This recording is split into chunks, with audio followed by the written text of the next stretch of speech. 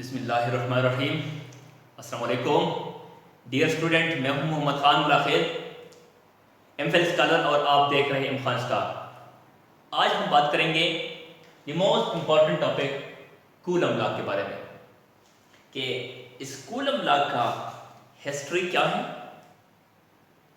इसका जो स्टेटमेंट है वो स्टेटमेंट क्या है, इसका डायग्राम क्या है, इसका मैथमेटिकल फॉर्म क्या है, इसके मैथमेटिकल फॉर्म में जो कांस्टेंट यूज होता है वो कांस्टेंट किन किन बातों पे डिपेंड करता है, इसके बारे में जो कॉन्सेप्ट है वो कॉन्सेप्ट क्या है, इसका मैग्नीट्यूड फॉर्म क्या होता है, वेक्टर फॉर्म क्या होगा, और इसका म्यूचुअल फॉर्म क्या होगा, और इस कूलम लॉ का फुल फॉर्म क्या होगा।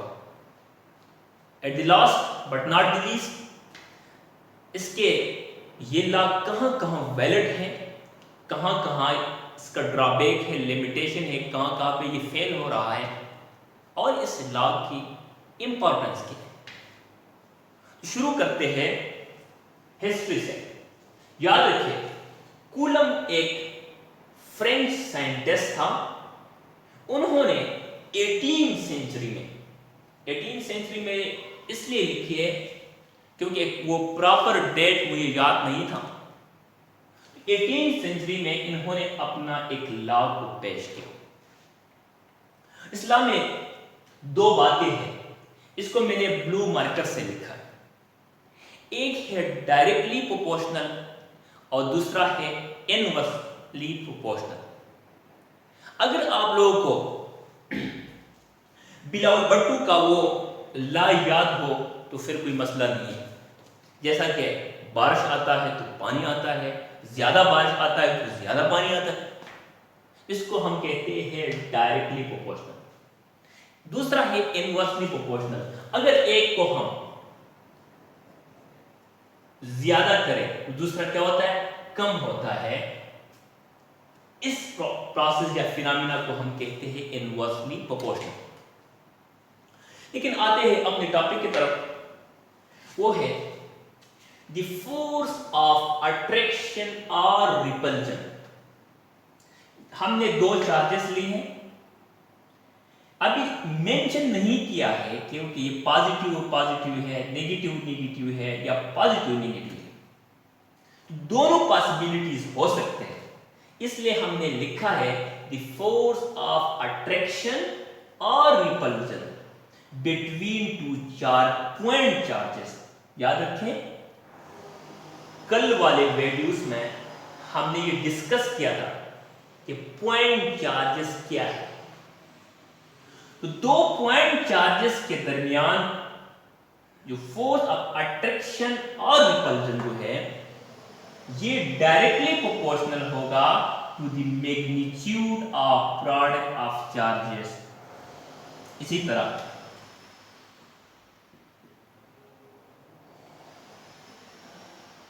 मैग्नीट्यूड का मतलब क्या है, या हम साइन नहीं ले रहे थे, नेगेटिव पॉजिटिव की बात हम नहीं कर रहे। Is it clear? तो इसलिए हमने लिखा है कि ये फोर्स ऑफ अट्रैक्शन और रिपल्जन ये डायरेक्टली प्रोपोर्शनल है magnitude to the product of charges.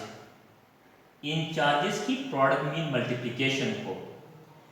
इसको अगर मैं कहूं इक्वेशन नंबर 1। दूसरी बात क्या कर रहा है, एंड इनवर्सली प्रोपोर्शनल, यही फोर्स क्या होगा, इनवर्सली प्रोपोर्शनल होगा to the square of the distance between them. इन दो चार्जेस के दरमियान जो फासला है, डिस्टेंस है, इसकी स्क्वायर। तो ये बन गया इक्वेशन नंबर 2। हमने, अगर ये बात आप लोगों के ज़हन में है तो आप ये लिख सकते हैं, ये डायग्राम बना सकते हैं। अगर ये डायग्राम आपके ज़हन में है तो ये बातें लिख सकते हैं। रटलाइजेशन से दूर रहे। Is it clear? फिजिक्स को फीलिंग के साथ पढ़े तब मजा आएगा। ओके, तो इसके बाद स्टेप क्या होगी, कौन सा स्टेप को हम फॉलो करेंगे, रट नहीं होगी। इसके बाद स्टेप ये होगा कि इन दोनों को हम क्या करेंगे, कंबाइन करेंगे। तो कंबाइन करने से ये फॉर्म आएगा, F is directly proportional to Q1 Q2 divide by R square. इसके बाद स्टेप ये होगा कि इस प्रोपोर्शनलिटी साइन को हम क्या करेंगे, हटाएंगे। तो प्रोपोर्शनलिटी साइन को हटाने से दो चीजें आते हैं, एक आता है कांस्टेंट और दूसरा इक्विवेलिटी साइन। तो इससे ये फॉर्म बनेगा,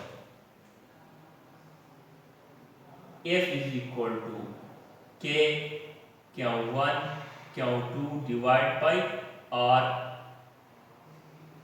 square.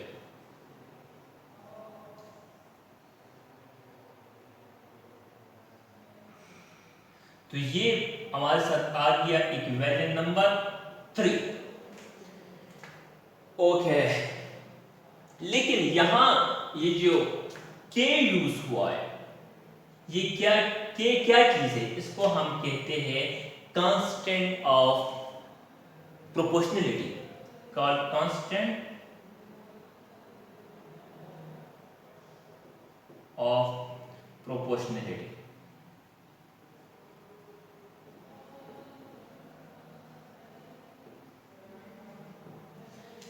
Called constant of proportionality. लेकिन ये कांस्टेंट किन किन बातों पर डिपेंड करता है, याद रखिए ये कांस्टेंट दो बातों पर डिपेंड करता है। एक ये डिपेंड करता है यूनिट पे, कि हम कौन सा यूनिट यूज कर रहे हैं। यूनिट का मतलब ये है कि हम MKS सिस्टम यूज कर रहे हैं, CGS यूज कर रहे हैं, MKS यूज कर रहे हैं, FPS यूज कर रहे हैं, या SI सिस्टम को यूज कर रहे हैं, कौन सा सिस्टम यूज कर रहे हैं। दूसरा ये डिपेंड करता है मीडियम पे, मीडियम बिटवीन टू चार्जेस पे। दो चार्जेस के दरमियान जो मीडियम है इस पर डिपेंड करता है। तो पहला, इसमें दो कंडीशन हो सकते हैं। पहला कंडीशन हम लेते हैं, लेट सपोज ये दो चार्जेस हैं, ये है Q1 है, Q2 है। इसके दरमियान अगर एयर हो या वैक्यूम हो, याद रखिए एयर हो या वैक्यूम हो, तो फिर इस K का, तो ये डिपेंड करता है ये K दो बातों पे। तो फिर आप लोग के ज़हन में आएगा कि ये K कैसा डिपेंड करता है, वो इस तरह हाउ। तो ये क्वेश्चन हमारे ज़हन में आ सकता है हाउ। तो इसका आंसर भी ये है कि इसी तरह K is equal to 1/4 pi epsilon naught. ये क्या है, इसका नाम क्या है, एप्सिलॉन है। यहां लिखता हूं मैं,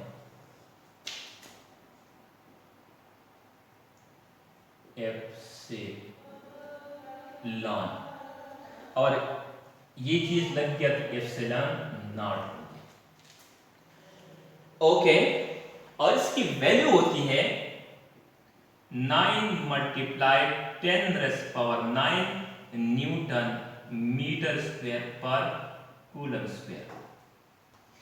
अगर इन दो चार्जेस के दरमियान एयर हो या वैक्यूम हो और SI सिस्टम हो, SI यूनिट को हम यूज करें, तो फिर K का वैल्यू होगी 1/4 पाई एप्सिलॉन नॉट और 9 मल्टीप्लाई 10⁻⁹ न्यूटन मीटर स्क्वायर पर कूलम स्क्वायर। इसका क्या होगी वैल्यू। Is it clear? लेकिन एप्सिलॉन नॉट है क्या चीज, इसको अभी हम डिस्कस करते हैं।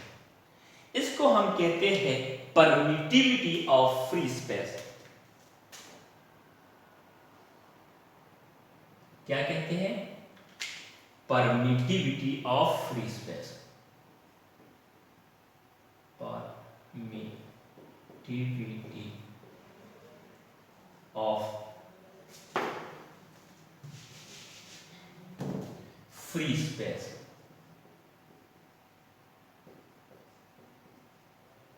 इसको अभी हम बाद में डिफाइन करते हैं कि परमिटिविटी ऑफ फ्री स्पेस का मतलब क्या है।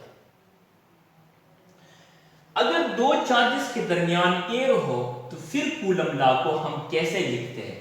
तो इसका मतलब ये हुआ, now Coulomb law for vacuum is equal to 1/4 epsilon naught क्या 1 क्या 2 डिवाइड बाई आर स्क्वायर।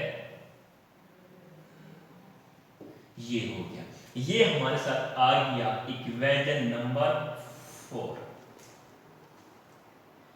इसके बाद स्टेप क्या हो सकता है? थोड़ा सा सोच ले और मुझे कमेंट में बताइए क्या हो सकता है। हाँ, ये हो सकता है अगर वही दो चार्जेस हैं, इसके दरमियान हमने कोई पेपर रखा, मीडियम को रखा, लेकिन ये कौन सा मीडियम होना चाहिए? इस पर भी हम बात करेंगे। इसको हम कहते हैं डाइइलेक्ट्रिक। क्या कहते हैं? डाइइलेक्ट्रिक ये इंसुलेटर होनी चाहिए। फिर आप लोग के ज़हन में आएगा कंडक्टर क्यों नहीं होनी चाहिए, इस पे हम डिस्कस कर लेते हैं। लेकिन कोई चीज रखेंगे मीडियम, और ये मीडियम क्या होगा? इंसुलेटर, और इस इंसुलेटर को हम कहते हैं डाइइलेक्ट्रिक।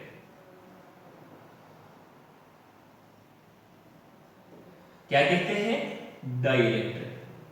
तो फिर हमारे ज़हन में ये क्वेश्चन आएगा कि इंसुलेटर और डाइइलेक्ट्रिक में फिर फर्क क्या है, क्यों कहते हैं? याद रखें, अगर हम कोई इंसुलेटर को इलेक्ट्रिक फील्ड में रखें तो फिर इस इंसुलेटर को हम क्या कहते हैं? डाइइलेक्ट्रिक कहते हैं। तो फिर K का वैल्यू होगी 1/4 एप्सिलॉन, 1/4 एप्सिलॉन क्या 1 क्या 2 divide by R square. Sorry, फिर K का वैल्यू होगी 1/4 एप्सिलॉन। एप्सिलॉन है क्या चीज? ये है permittivity of the medium. Permittivity of medium. Permittivity of medium. यहां क्या था? Permittivity of free space. Is it clear? तो फिर कूलम लॉ किस तरह होगा? फिर कूलम लॉ आएगा F मीडियम के लिए 1/4 एप्सिलॉन क्या 1 क्या 2 डिवाइड बाई आर स्क्वायर, और ये बन गया इक्वेशन नंबर 5। ओके, अभी डिस्कस करते हैं कि ये परमिटिविटी है क्या चीज। परमिटिविटी, इसको डिफाइन करते हैं। ये है the property of medium, property of medium. मैं देखता हूं कि ये स्क्रीन में आ रहा है या नहीं आ रहा। ओके, आ रहा है यार। The property of medium which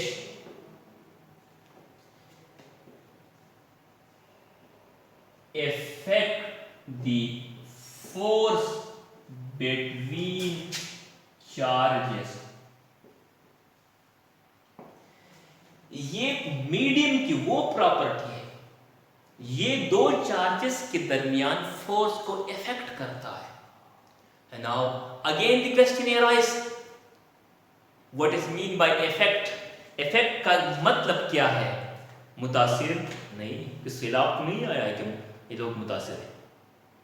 इसका मतलब ये है इफेक्ट आइदर फोर्स इंक्रीज और either force decrease.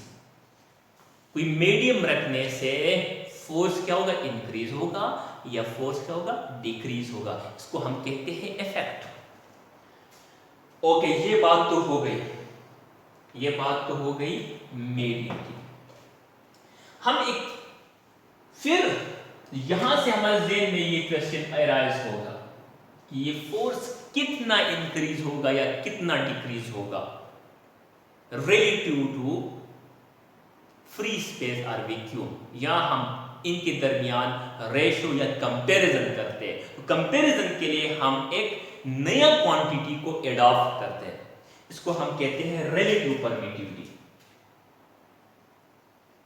Relative permittivity.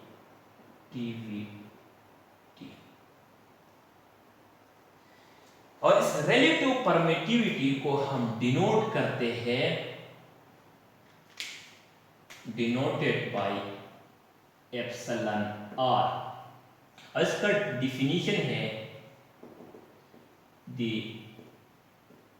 Ratio of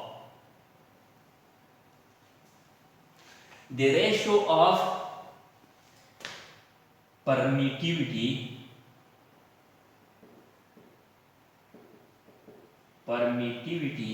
of medium to free space। Mean ये रहा epsilon r relative permittivity, mean permittivity of medium to permittivity of free space, mean epsilon naught. इन दोनों के दरमियान हम comparison करते हैं। तो यहां से ये एक इंपॉर्टेंट रिलेशन है, इसको ज़हन में रख ले। यहां से ये हो गया इक्वेशन नंबर 6। देख ले, ये ऐसा क्वांटिटी है जिसका कोई यूनिट नहीं है, यूनिट नहीं है तो इसका कोई डायमेंशन भी नहीं है। Mean no unit, no unit no dimension, mean dimensionless. जैसा कि नो पेन नो गेन, कुछ पाने के लिए कुछ खाना पड़ता है। ओके ओके, अगर आप भी सीखना चाहते हैं तो इस वीडियो को दूसरों के साथ जरूर शेयर करें। ओके, क्योंकि कुछ पाने के लिए कुछ खोना पड़ता है।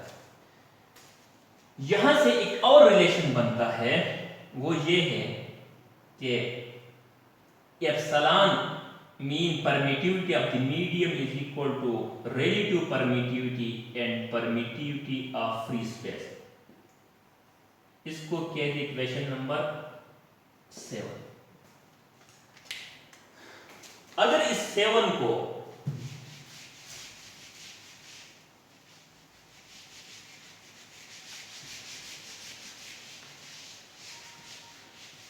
अगर आप लोग 7 को पुट कर ले किस में? 5 में, तो फिर क्या होगा? फिर होगा F medium is equal to 1/4 pi epsilon की बजाय क्या होगा? Epsilon R into epsilon naught. Epsilon R epsilon naught, बाकी चीजें अपनी जगह, क्या 1 क्या 2 डिवाइड बाई आर स्क्वायर। तो हम इस तरह लिख सकते हैं F medium is equal to, इसको बाहर लिख लें और बाकी चीजें अंदर, 1/4 पाई एप्सिलॉन नॉट क्या 1 क्या 2 डिवाइड बाई आर स्क्वायर। इसको मैं कह दूं इक्वेशन नंबर 8। अब इस तरह कर ले कि 4 को 8 में पुट कर दें। यहां से बहुत ज्यादा इंपॉर्टेंट बात आ रही है। 4 को ऐड में पुट कर दें तो फिर यहां से आएगा F medium is equal to, ये किसके बराबर है, F vacuum divide by epsilon R. Okay, F medium is equal to F vacuum divide by epsilon R. ये रहा इक्वेशन नंबर 9। अभी इससे पहले हम यहां इस एप्सिलॉन आर को थोड़ा बहुत कुछ डिस्कस करते हैं। यहां डिस्कस करता हूं।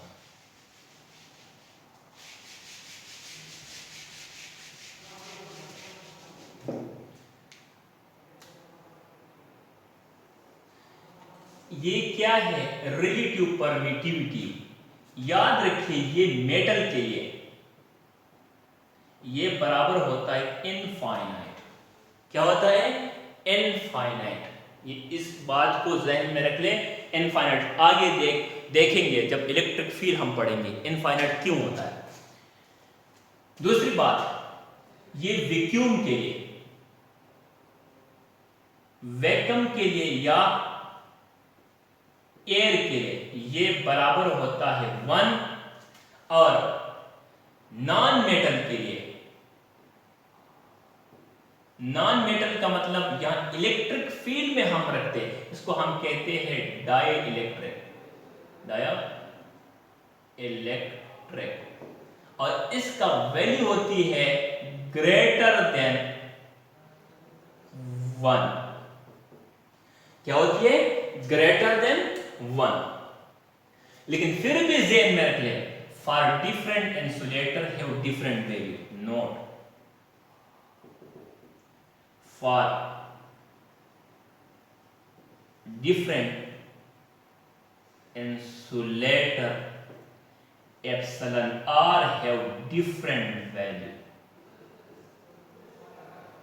इसकी वैल्यू क्या होती है, डिफरेंट होती है। डिफरेंट इंसुलेटर के लिए इसका वैल्यू क्या होती है, डिफरेंट होती है। तो फिर अपने रिजल्ट को वापस आ जाए, तो इसका मतलब ये हुआ कि F vacuum is equal to epsilon R into F medium. देख रहे हैं ना। अब एप्सिलॉन आर क्या है, ग्रेटर देन 1 है डाइलेक्ट्रिक के लिए। इसका मतलब ये हुआ कि एफ,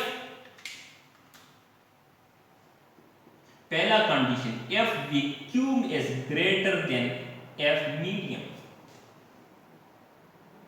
यहां से भी आप लोग देख सकते हैं कि F medium divide by F vacuum is equal to 1 by epsilon R. अगर आप इसको उल्टा